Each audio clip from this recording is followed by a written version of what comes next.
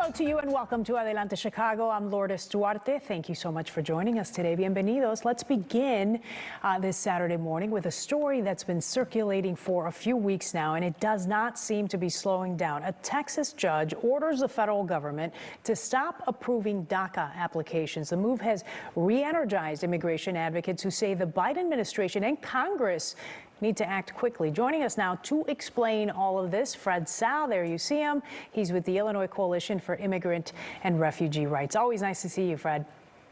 Oh, likewise, Lourdes. Always good to be on the program. Let's start with the judge's move out of Texas. It came down just 2 weeks ago, but what does it mean? I know we make reference to DACA, but does it impact any other areas of immigration?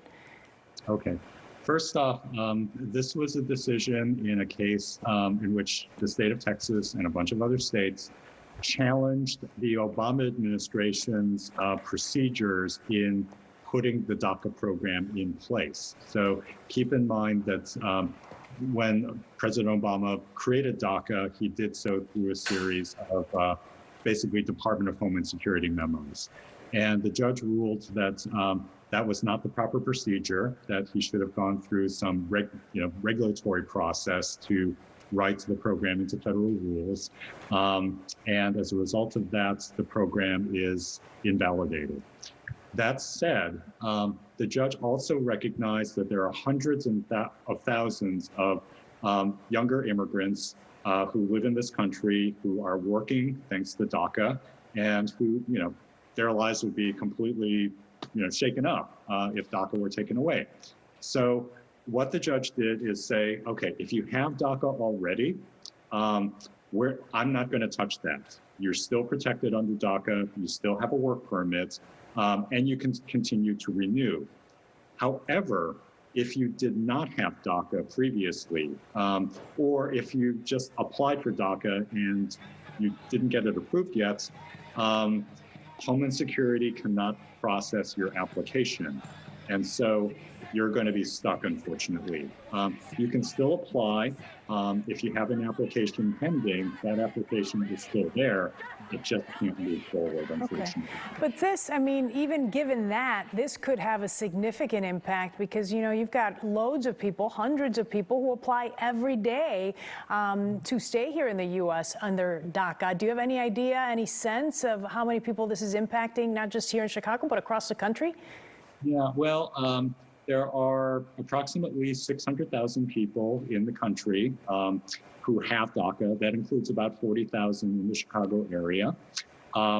It's estimated that up to another 600,000 people who are eligible for DACA but never applied, or they may have had it before, but they let it lapse. Right. So we're talking a lot of people here, and that also includes people who became eligible for DACA, who were waiting all through the Trump administration, which was trying to undo the program, and they finally got the chance to apply earlier, late last year, earlier this year, and they may have gotten it, but they might not have. Yeah, it keeps a lot of people in limbo. And so what this has generated is an extra push, really, an added push by the Illinois Coalition of Immigrant and Refugee Rights and a number of other organizations that are saying, President Biden and Congress, you need to take action. You need to take action quickly. And one of the things that you're focusing on is this budget reconciliation resolution. Explain that.